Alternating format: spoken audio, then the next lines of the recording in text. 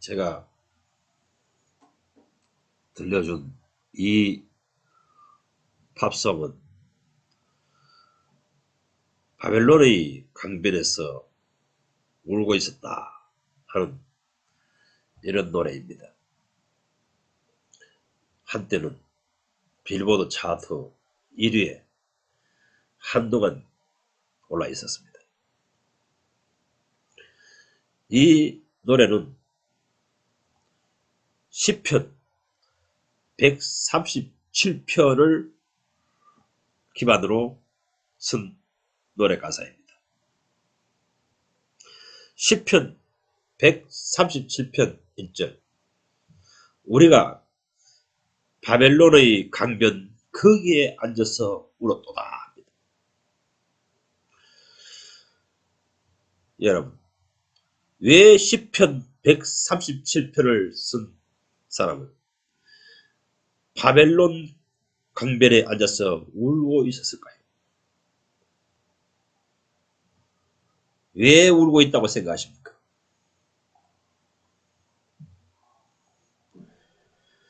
그들의 처지가 너무나 처량하고 한스러워 울고 있는 것입니다.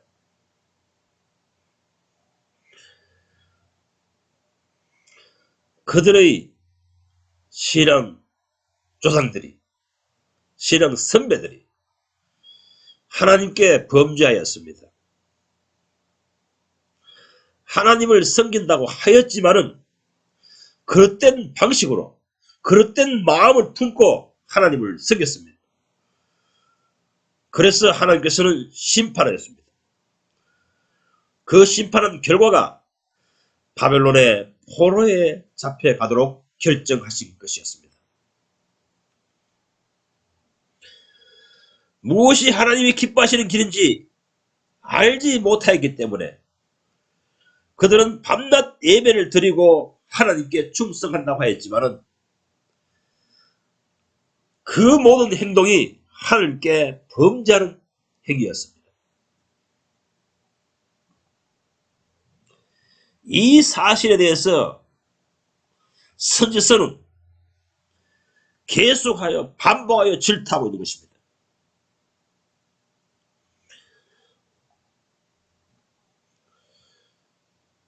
오늘날 기독교인들도 마찬가지입니다. 하나님을 안 섬긴다는 것이 아닙니다. 하나님께 예배 드리는 생활을 하지 않고 있다는 것은 아닙니다. 하나님께 열심으로 충성하려고 뛰어다니고 있지 않다는 것이 아닙니다.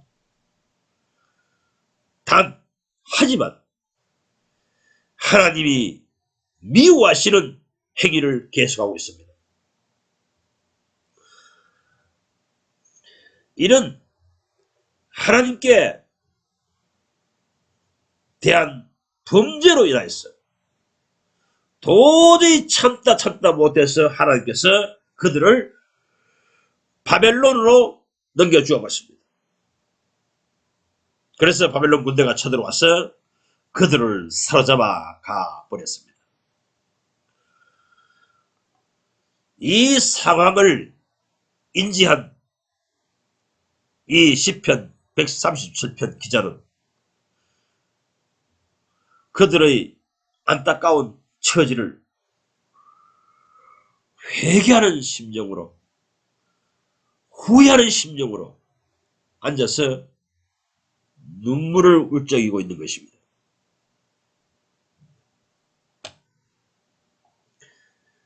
신약 성경 고린도전서 10장 11절에서 바울 사도는 말하기를 구약 성경에 기록된 모든 사건은 신약 시대의 신자들이 교훈을 받게 하기 위하여 기록하셨다 합니다.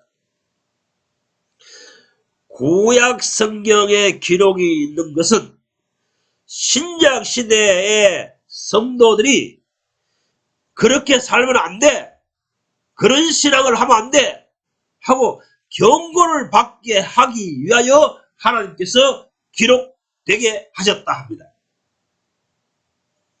그렇다면 구약 성경의 모든 기록이 신약 시대의 하나님의 백성이 하나님을 섬기는 사람들이 교훈을 받게 하기 위하여 기록되었다면 왜 그 구약 성경 속에 이스라엘 민족이 바벨론의 포로로 잡혀가는 사건을 기록하였을까요? 그 하나님의 중심 뜻을 당신은 만졌습니까? 이해됩니까?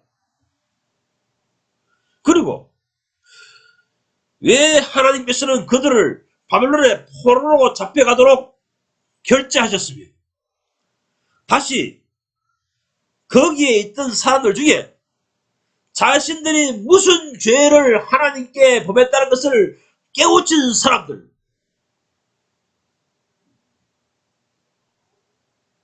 울며 참여하는 사람들, 그 사람들이 다시 돌아왔어.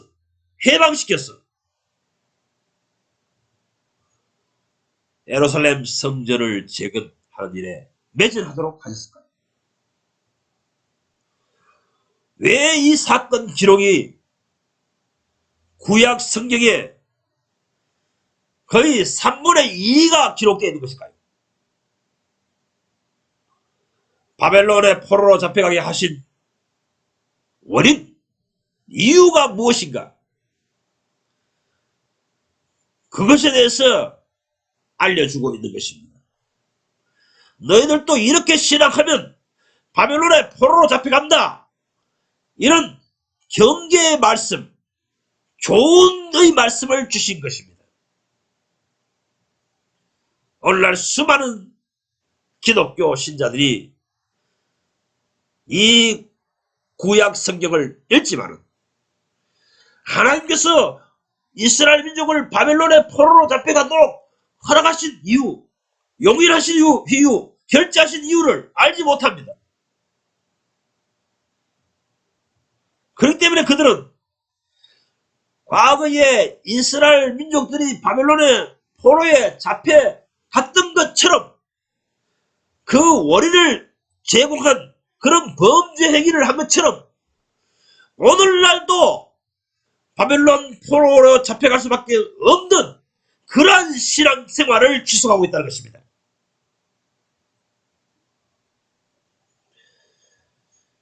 하나님께서는 하나님 앞에 바르게 신앙생활을 하지 않는 사람들을 바벨론의 포로로 잡혀가게 하시고 거기서 진심으로 회개하고 참여하고 돌아오기를 간절히 사모하는 사람들, 진심으로 참여하는 사람들, 그들을 깨우사 그들을 데리고 하나님의 땅에 다시 돌아와 하나님의 성전을 거둔 일에 매진하게 하신다는 것입니다. 이것이 하나님이 온 세계 신앙인들을 향한 하나님의 경영이며 하나님의 계획이라는 것입니다.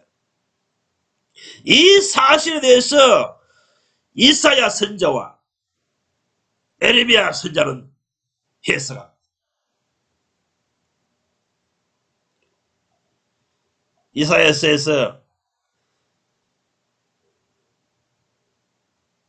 이스라엘 민족이 바벨론의 포로로 잡혀가게 하시는 것은 하나님께서 온 세상을 향하신 하나님의 경영이라, 하나님의 계획이라, 하나님의 뜻하심이라 이렇게 선포하였듯이 에레미야 23장 7절 8절에서도 이 사실을 알려주고 있습니다.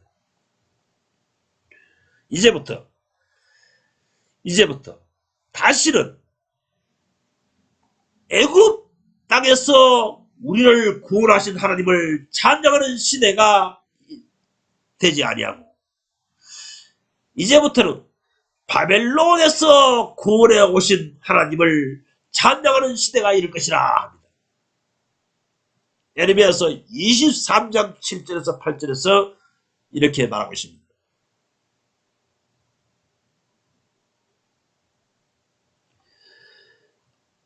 이사야 선지자가 온 신앙인들이 바벨론에 포로로 잡혀가게 하신 것은 그 이유는 이는 여호와께서 온 세계를 향한 경경이라 하듯이 그것에 대해서 에레미야 선자는 재해석하고 있는 것입니다. 이사야서 14장 26절 이것이 온 세상을 향하여 나의 정한 경영이며 이것이 열방을 향한 나의 편손길이라.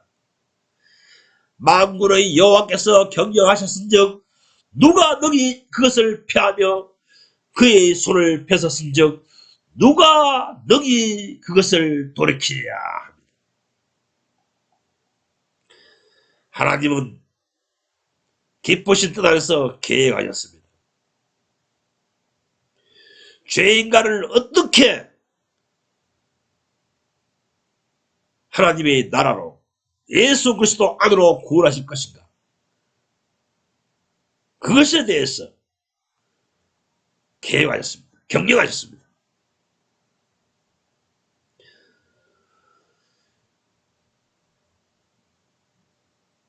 하나님 아버지께 하나님을 섬긴다 하면서도 범죄하는 사람들을 모두 바벨론에 포로로 잡혀가게 하십니다.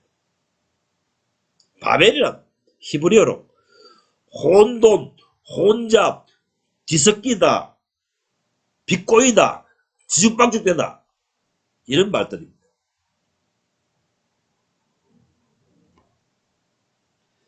하나님을 신앙하되 하나님을 섬기되 하나님을 예배드리되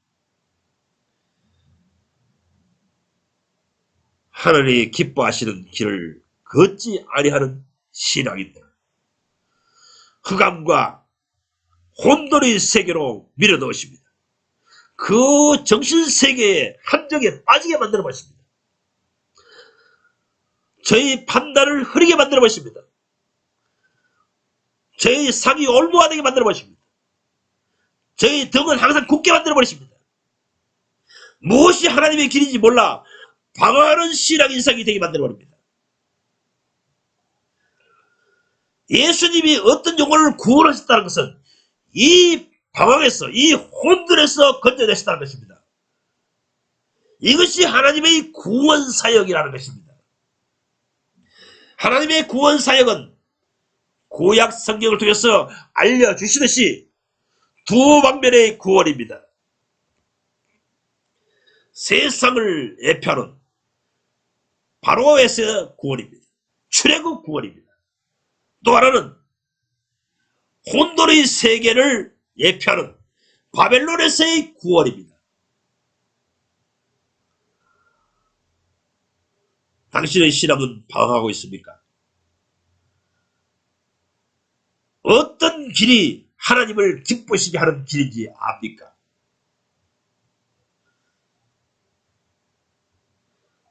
예수 그리스도의 영이 당신의 영혼에 임할 때 하나님의 구원의 손길이 당신의 영혼에 미칠 때 당신은 애굽에서 구원받게 되고 바벨론에서 구원받게 될 것입니다.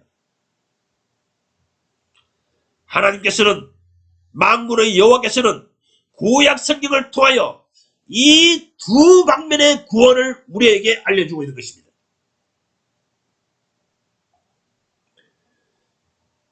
한 방면의 구원은 출애굽 사건이며 다른 한 방면의 구원은 바벨론 포로에서 해방되는 구원입니다.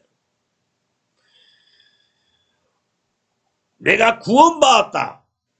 하나님 앞에서 천사들 앞에서 예수 그리스도 앞에서 내가 구원받았다 이렇게 간증할 수 있는 사람은 이 두 방면에서 구원받은 간증을 할 수 있는 사람이 것입니다. 먼저 출애굽 사건을 한번 고찰해 봅시다. 이스라엘 백성은 출애굽하기 전에도 하나님을 섬기고 있었습니다. 출애굽하기 전에도 하나님을 섬기고 있는 사람들이었고 출애굽한 뒤에도 하나님을 섬기고 있는 사람들이었다는 것입니다. 단지 차이는 이것입니다. 출애굽하기 전에도 하나님을 섬겼지만 그때는 오로지 하나님만 신앙하지 못하였습니다. 하나님만 섬기지 못하였습니다. 그래서 출애굽한 이후에는 오로지 하나님만을 섬긴다는 표직이 무엇입니까? 성막 짓는 일에 충성하였던 것입니다. 바벨론 포로기도 마찬가지입니다.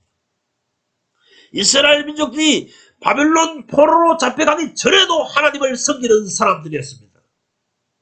하지만 하나님이 기뻐하시는 예배와 경배와 섬김이 없었던 것입니다.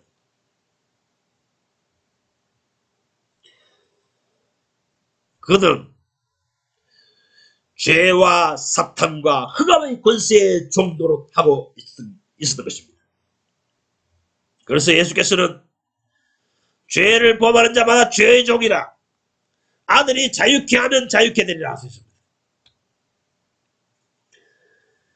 출애굽하기 전에 이스라엘 백성이나 바벨론 포로로 잡혀가기 전에 이스라엘 백성들은 하나님을 안 섬긴다는 것이 아닙니다. 하나님께 예배하고 늘 신앙생활을 했지만 하나님의 미워하시고 혐오하시는 일만 하였다는 것입니다. 그런 신앙회의만 하였다는 것입니다. 그 사실에 대해서 이사야서는 1장부터 고발하고 있습니다.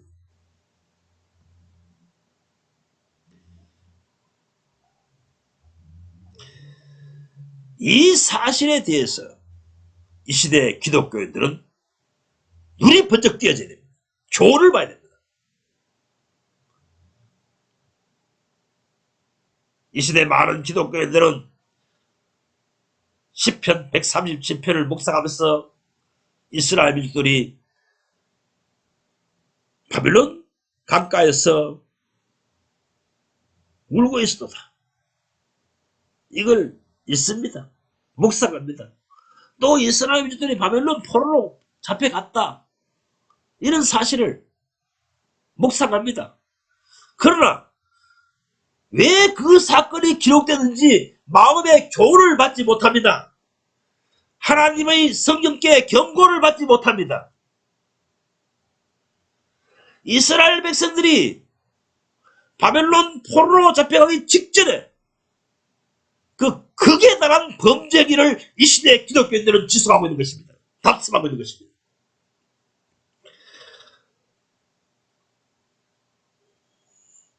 그들은 하나님을 기쁘시게 하지 못하였습니다. 하나님을 바르게 섬기지 못하였습니다. 바벨론의 포로로 잡혀가기 전에도 이스라엘은 하나님을 섬겼지만 하늘께 범죄하는 생활을 지속하였습니다. 솔로몬 왕국 이후로 그 하늘께 범죄하는 생활이 극에 달하였습니다. 그 죄목을 이사야 선지자는 하나님의 말씀으로 증거하고 있는 것입니다. 그들의 죄상을 고발하고 있는 것입니다. 그렇기 때문에 너희들은 앞으로 바벨론의 포로로 잡혀갈 것이다. 이렇게 예언한 것입니다. 하나님은 이 땅에 있는 지상에 있는 하나님을 섬기는 사람들을 이런 방식으로 다루신다는 것입니다. 그 신앙의 행위대로 하나님께서는 보응하신다는 것입니다.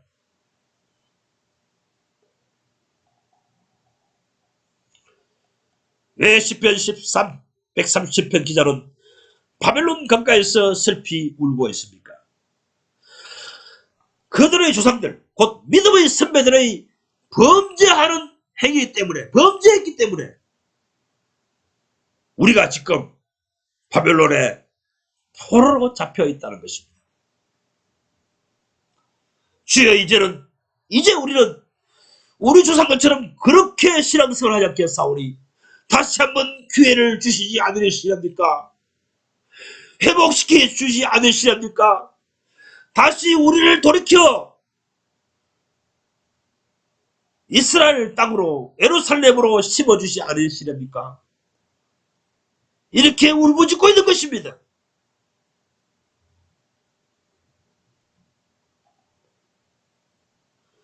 참으로 믿음의 선배들이 하나님을 진노하시게 하는 행위로 생겼다는 것을 참회하며 회개하며 바벨론 강가에서 울부짖으며 앉아있다는 것입니다.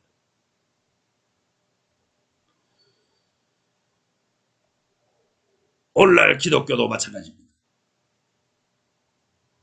세속화되었습니다. 종교화되었습니다. 바벨론 포로로 잡혀가기 전 이스라엘 민족과 다를 바가 없습니다. 이사야 선지자의 시대와 다를 바가 없습니다. 그래서 이사야서 1장은 말하고 있지 않습니까? 제발 더 이상 나에게 예배 들어오지 마라. 헌물을 들으지 마라. 짜증난다. 돌이키지 않으면 칼을 삼키우리라. 이렇게 하나님의 말씀을 대변하고 있는 것입니다.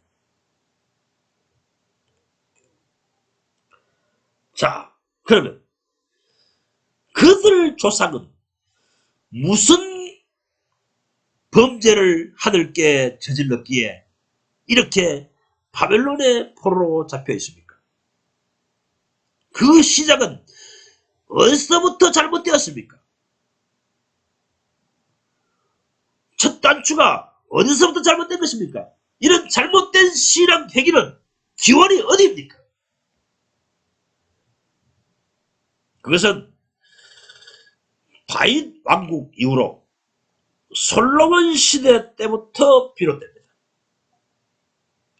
솔로몬으로부터 하나님을 진노하시게 하는 심판하실 수밖에 없는 그러한 범죄를 하기 시작합니다.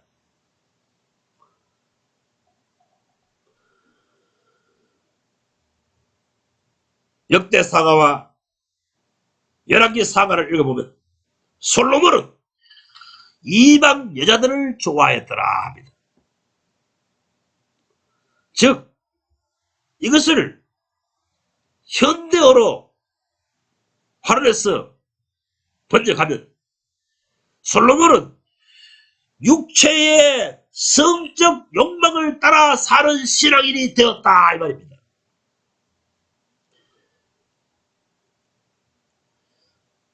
더 정확하게 신약적으로 표현하면 육신대로 사는 그리스도인들이라는 것입니다. 육신대로 살면 반드시 멸망받으리라 이렇게 사도 바울은 외치고 있는 것입니다. 솔로몬은 자기가 살아가는 여자들의 환심을 사기 위해 어찌하든지 그 여자들의 마음을 얻기 위해서 그들이 원하는 소원을 다 들어주었습니다. 그러면 솔로몬의 아내가 된 이 이방 여자들, 왕후들, 그들의 입장에서 생각해 봅시다.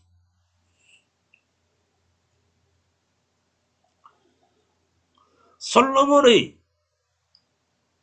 후궁들이, 왕후들이 된 여자들, 그 사람들은, 그 여자들은, 그들의 정신세계는, 그들의 심리세계는 어떨까요? 그들은 그 시대에 가장 잘 나가는 왕인 솔로몬의 왕후가 되는 왕의 여자가 되는 행운을 거머쥐게 된 영광을 누구에 의해서 그런 복을 받았다고 생각할까요? 바로 자기가 섬기는 신입니다. 그들이 이교도 세계에서 자신들이 섬기는 신이 자신의 인생을 축복했기 때문에 솔로몬 같은 신랑을 만나게 되었다는 것입니다. 하기에 그런 행운을 준 자기가 섬기던 신을 향해 늘 경배하기를 쉬지 않습니다. 그래서 그들은 자기들의 남편인 솔로몬 왕에게 부탁하였습니다. 내가 섬기는 신에게 자주 찾아가서 예배 드릴 수 있는, 숭배할 수 있는 산당을 지어달라고 부탁하였던 것입니다.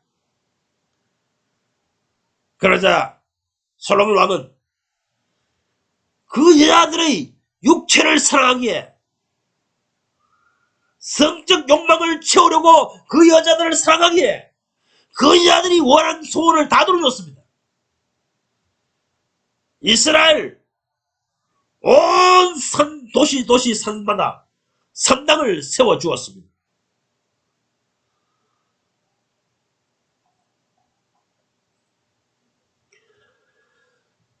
다윗 왕국까지 하나님께 섬기는 장소는, 하나님께 예배하는 장소는 한 곳뿐이었습니다.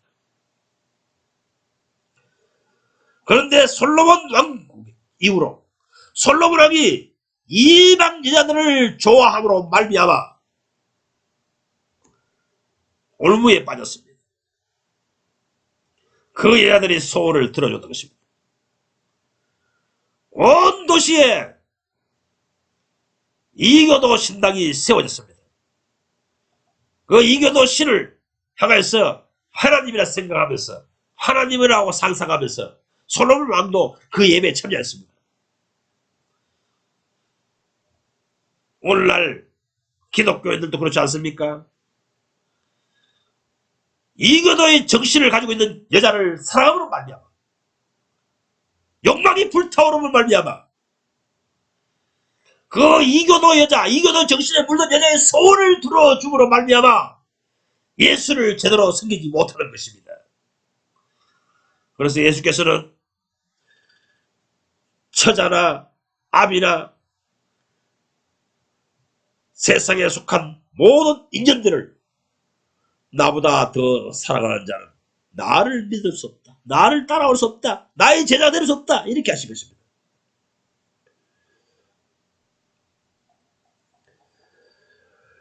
육체의 욕망을 사랑하는 사람들입니다. 육체를 신으로 섬기는 심리가 생겨나신 것입니다. 그래서 하나님께서는 솔로몬 왕국부터 말기부터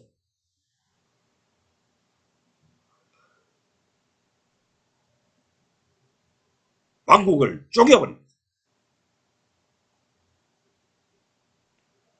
솔로몬의 일대기를 읽으면 항상 반란에 시달렸다고 합니다. 하나님이 그렇게 하도록 만드신 것입니다. 그가 전심으로 하나님을 사랑하며 하나님께 경배하는 것이 아니라 오로지 하나님께만 충성하는 것이 아니라 하나님도 섬기고 자기 욕망도 섬기기 때문에 하나님께서 심판하신 것입니다.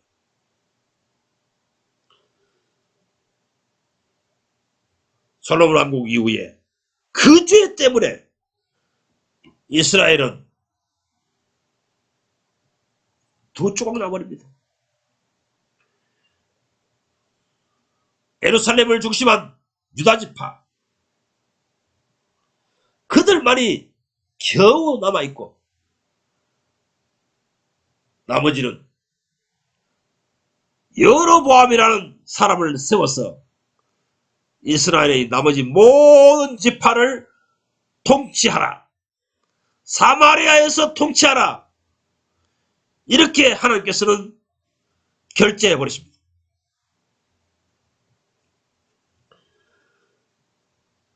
이 솔로몬 왕의 중심에 있던 그 육체 사람, 세상 사람, 이 정신세계가, 이 심리가 여로보암 속에서도 자연스럽게 유전되었습니다. 여로보암은 자신의 왕권을 유지하기 위해서 사마리아에 하나님께 예배하는 장소를 세워버립니다. 이런 죄악된 행위가 바벨론의 포로로 잡혀가기 전까지 지속합니다. 이사야 시대 때에 이르면 극치에 이르게 됩니다. 근본적인 원인은 자기 육체의 욕망을 사랑한 것입니다.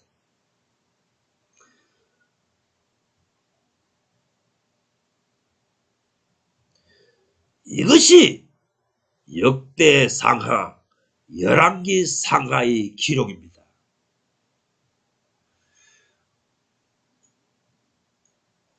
하나님도 섬기고 자기 욕망도 사랑한 것입니다.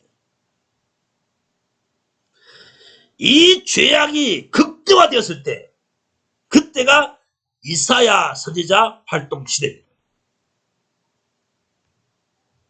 그래서 하나님께서는 이사야 선지자의 입술을 통해서 너희를 바벨론 밖으로 내쫓아버리겠다, 이렇게 선언하십니다.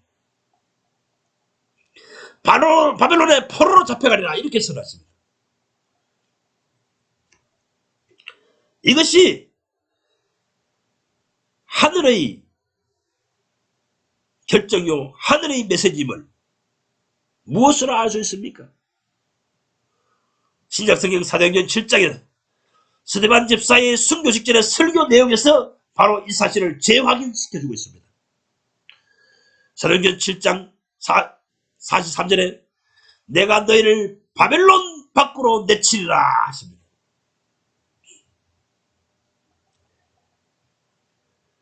하나님을 섬기되 만몬과 하나님을 겸하여 섬기는 사람들을 바벨론 밖으로 내쫓아 버리십니다. 바벨론의 포로로 잡혀있게 만들어 버리십니다. 이것이 하나님의 심판입니다. 이것이 구약 성경과 신약 성경에 바벨론이란 용어가 등장하는 이유입니다. 바벨론을 알려주심으로 말미암아 너희는 깨달아라 이겁니다. 자의식하라는 것입니다. 너희도 이런 범죄를 하면은 바벨론의 포로로 잡혀가리라, 이렇게 하나님께서 외치는 경고인 것입니다.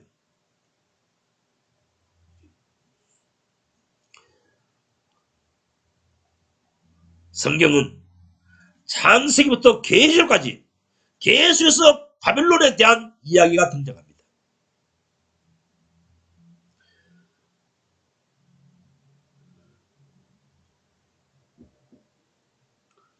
이스라엘 민족들이 창세기부터 말라기까지 신앙생활을 하였지만 하나님을 바르게 섬겼던 기간은 조금밖에 없습니다. 아주 짧은 기간밖에 없습니다. 거의 모두가 바벨론의 포로로 잡혀갈 수밖에 없는 하나님 앞에서의 신앙생활을 하였던 것입니다. 예수 그리스도께서 오신 것은 이 바벨론의 포로로 잡혀있는 신앙인들, 세상 곧 애굽의 정신에 사로잡혀있는 신앙인들을 구출해내는 것입니다. 그런 시대가 끝났다, 이제 새로운 시대가 열린다, 이렇게 선언하시는 것입니다. 요한복음 4장에 그 사실을 주님께서는 선언하고 있습니다. 이제는 끝났다. 예루살렘에서 예배를 드리는 시대도 끝났고 사마리아에서 예배를 드리는 시대도 끝났다. 이제는 새로운 시대가 열렸다. 지금 이때로부터다. 이렇게 예수 그리스도께서 선언하십니다. 요한복음 4장 23절 곧 이때라 하십니다. Has now come, coming soon. 지금부터 시작되었다 하십니다. 그런데 오늘날 기독교의 예배를 보십시오. 구약 종교와 다를 바가 무엇이 있습니까? 바벨론 포로로 잡혀가기에 합당한 방식으로 예배를 드리고 있는 이 시대의 기독교입니다. 그렇기 때문에 그들은 정신적인 혼란, 심리적인 불안과 혼란, 영적인 암흑, 사망과 흑암의 권세에 잡혀있는 것입니다. 예수 그리스도께서 영으로 내 영혼에 오시면 그러한 정신세계에서 해방시켰습니다.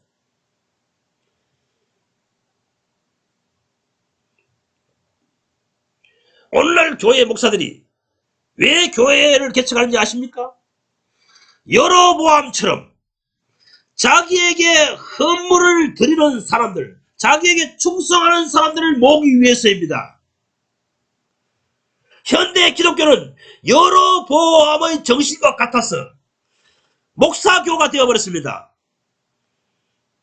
예수교가 아니라 목사교가 되어버렸단 말입니다. 현대 기독교인들이요.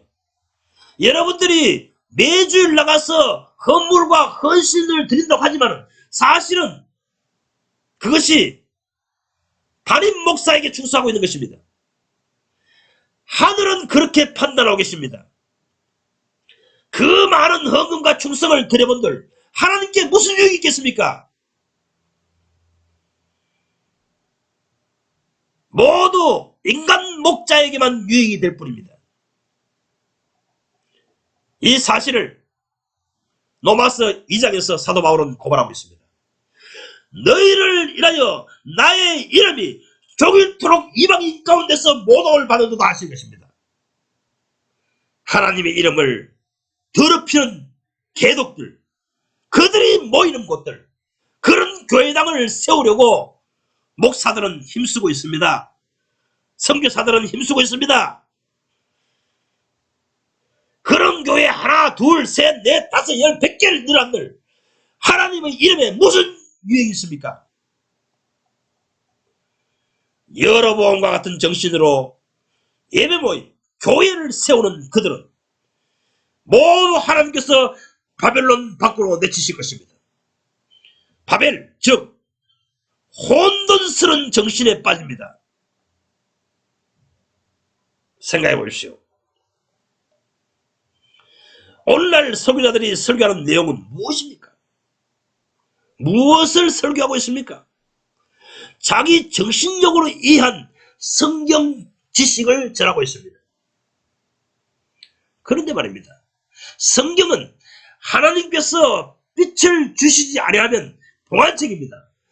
하나님이 열어주시지 않으면 모두에게 봉안책입니다. 그렇기 때문에 아직까지도 이 시대 기독교의 설교에서 하나님이 이스라엘 민족을 바벨론의 포로로 잡혀가게 하신 이유를 모르는 것입니다. 그 이유에 대해서 설교하는 사람이 없는 것입니다. 또한 바벨론 포로로 돌아와서 성전을 건축하게 하신 것은 무슨 뜻이냐? 아무도 이해하지 못합니다. 그런 성경 구절을 인용해가지고 에베단 건물 성전, 물질된 건물 성전 짓기 바쁩니다. 그런 악한 행동을 하는 설교자들을 하나님께서 바벨론의 밖으로 내치지 않겠습니까? 그런 교인들, 그런 목사의 설교를 듣고 추종하는 교인들도 영적 암흑, 정신적인 암흑, 판단력을 흐리고 항상 등을 굽게 하시며 평강의 길을 알지 못하는 길로 빠져버리게 하시지 않겠습니까? 여로보암의 정신세계와 솔로몬의 정신세계에 매몰된 지성으로 성경을 탐구한들, 그런 정신으로 성경을 연구한들 거기에서 무엇을 발견하겠습니까? 하나님의 진정한 뜻을, 하나님의 의를, 하나님의 뜻하심을 발견할 수 있겠습니까? 해독해낼 수 있겠습니까? 하나님께서 알려주지 않습니다. 현대 기독교 설교는 적게든 많게든 혼합된 진리입니다. 신앙인생으로 방황하게 하는 설교들을 해대고 있습니다. 표시 안 날 만큼 아주 적게 비진리와 진리를 혼합하여 설교해내고 있습니다. 그래서 이 시대의 모든 기독교인들은 바벨론에 잡혀가 있습니다. 혼란 중에 있습니다. 하나님의 길을 알지 못합니다. 평강의 길을 알지 못합니다. 세상과 바벨의 정신에 물든 성경 해석자들이 생명의 길, 구원의 길을 제시할 수 있습니까? 절대 할 수 없습니다. 예수께서는 나를 따라다니는 자는 어둠에 다니지 아니하고 생명의 빛을 얻으리라 하셨습니다. 줄기차게 오로지 예수 내 구주, 예수 내 주님만을 섬기는 사람이라야 생명의 빛을 얻고 그 빛을 따라 생명의 길을 걸을 수 있습니다. 예수께서 눈은 몸의 등불이니 그 눈이 어두우면 그 답답함이 얼마나 심하겠느냐 하셨습니다.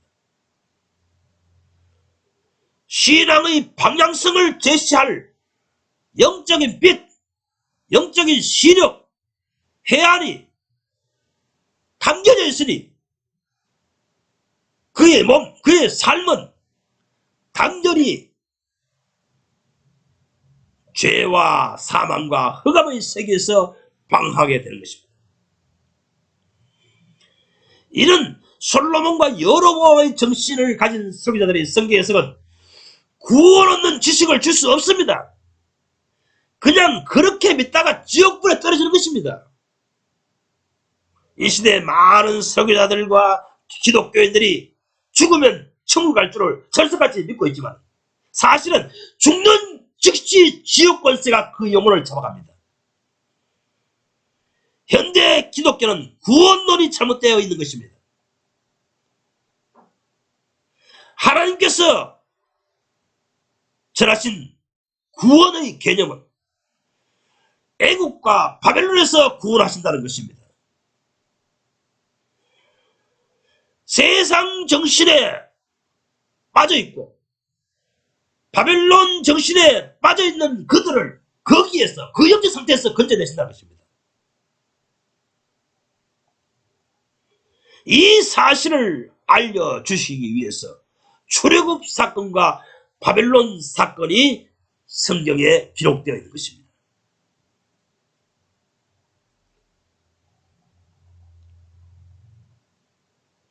메시아의 시대, 즉 신약시대, 즉 새언약의 시대, 이 예수 그리스도의 시대는 새로운 방식으로 신앙하는 시대입니다. 예수께서 요한복음 4장에 지금부터다, 곧 이때다 이렇게 선하셨습니다. 이 성전을 흘러 내가 다시 사흘 만에 일으키리라 하셨습니다. 이때 이미 새로운 시대가 열렸다, 새로운 방식으로 신앙하는 시대가 열렸다 선언한 것입니다. 선포하신 것입니다. 영적 눈이 감겨 있는 이 시대의 기독교인들이요, 섬세하게 성경을 고찰해 보십시오. 또 당신들의 신앙을 성찰해 보십시오. 당신들의 신앙 양상이 구약시대의 이스라엘 민족과 다를 바가 무엇이 있습니까?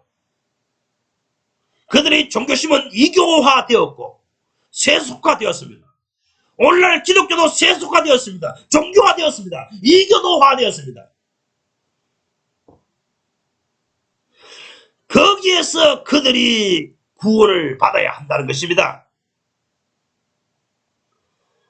그래서 고린도후서 6장에서는 그들에게서 나와 따로 있으라 하시며, 요한계시록 18장에서는 내 백성아, 정말 나를 섬기는 백성아, 그런 마음에 하나님의 의가 있는 사람아, 그들은 나오라, 거기서 도망치라. 그들 즉 바벨론화 되어버린 교회에서 도망치라. 그들을 심판하시는 하나님의 심판을 면하라 하십니다.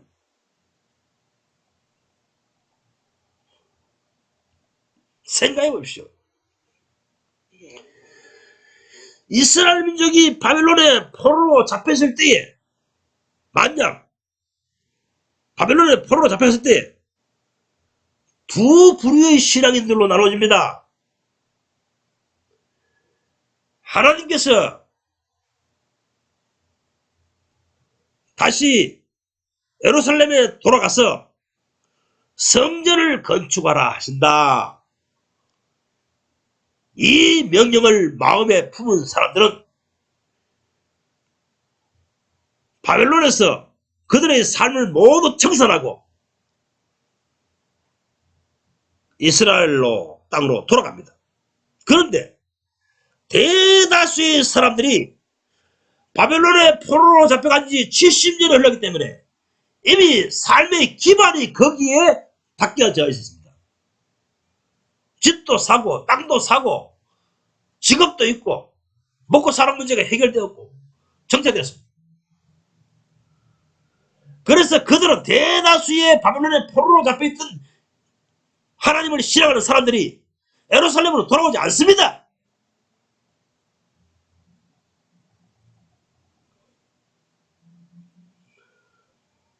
오직 소수의 사람만이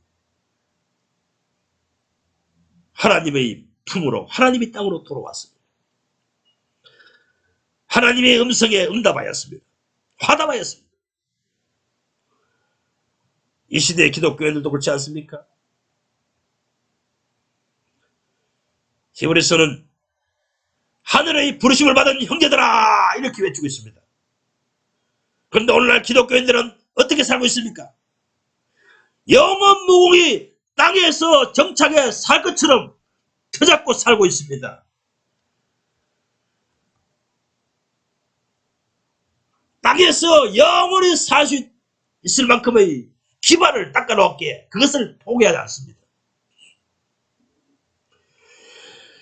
바벨론에 그대로 주저앉아 있었던 사람들과 똑같은 신앙 양상이 나타나고 있는 것입니다. 자, 그런데 말입니다.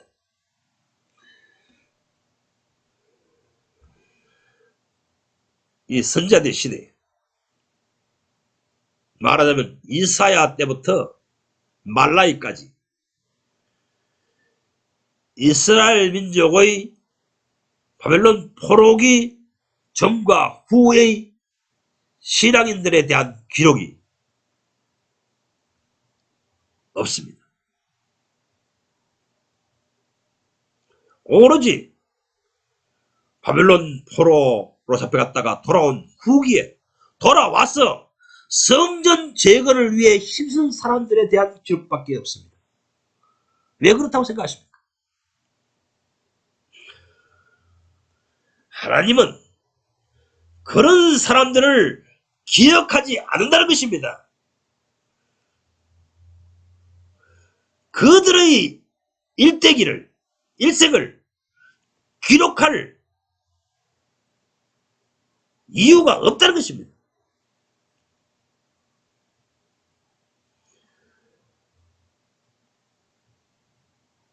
앞으로 오는 내세도 마찬가지입니다. 하나님의 나라에서도 마찬가지입니다. 거기에 바벨론의 포로로 잡혀있던 하나님을 섬기는 사람들, 거기에 정착해 하나님을 섬기는 사람들은 하늘나라 기록책에 전혀 기록이 없습니다. 기억하지 않습니다. 그들은 땅에서 현세에서 단지 하나님을 지 나름대로 섬기다가 흔적없이 사라지는 신앙인들인 것입니다.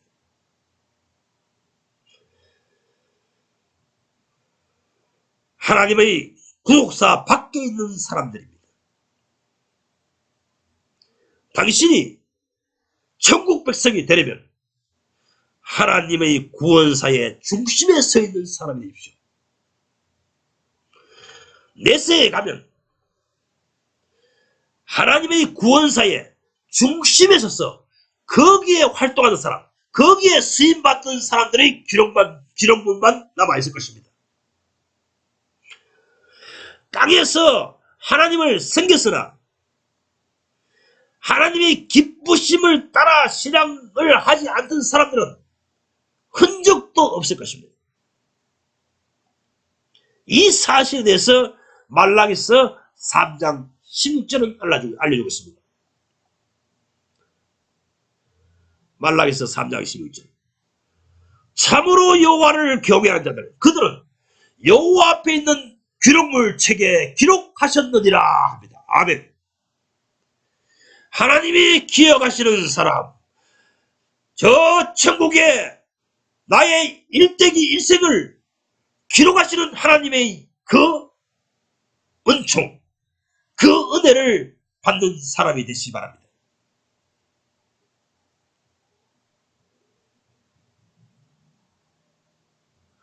왜 이스라엘 민족들이 바벨론 포로에서 돌아온 사람들 말이 구약 성경에 기록되어 있고 대다수의 그 바벨론에 아직 정착해 살던 남아있는 신앙인들의 기록은 흔적도 없을까요? 그것은 여호와 하나님께서는 그런 사람들은 기억지도 않으신다는 뜻입니다. 하늘이 알아주시는 사람이 되십시오. 하늘이 알아주시는 행실 안에 있으십시오. 디모데후서 2장 19절에서는 주께서는 자기 사람들을 아신다 하셨습니다. I know 그들입니다.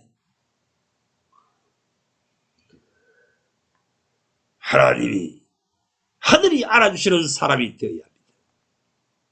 하늘이 알아주시는 신앙 행위를 하고 있는 사람이어야 합니다. 누가복음 23장 51절에 보면 예수님의 시체를 가져간 요셉이라는 사람에 대해서 기록하고 있습니다. 거기에서 그는 어떤 사람인가? 그도 하나님의 나라를 기다리는 자라 하였습니다. 그는 본래 지금 현재 신분이 예루살렘에서 하나님을 섬기는 공동체의 지도자였습니다. 공회원이었습니다. 요즘 말하면 목사요 신학자입니다. 그런데 그도 하나님의 나라를 기다리는 자였기에 자기가 속한 공동체, 그 신앙 공동체의 반대에도 불구하고 예수의 시체를 달라고 하였습니다. 무엇을 따릅니까? 여러분, 당신은 어떤 교회에 다니고 계십니까? 과연 내가 속한 공동체에 하나님 나라가 입에 있습니까? 요즘 말로 하면 쉽게 설명하면 당신이 나가는 그 교회에 하나님의 정의가 실현되고 있습니까? 하나님의 통치가 실현되고 있습니까? 하나님의 왕국이 실현되고 있습니까? 불법이 판을 치는 그 세상에서 신앙생활하고 있는 것입니다. 생각해 보십시오. 오늘날 교회 안에 신앙만 좋다고 우대합니까? 아닙니다. 헌금 많이 드리는 자가 우대받습니다. 돈 없으면 장로도 되지 못하고 권사도 되지 못하는 일국입니다. 그런 교회에 다니면서 충성해본들 하나님이 기억하실 줄 압니까?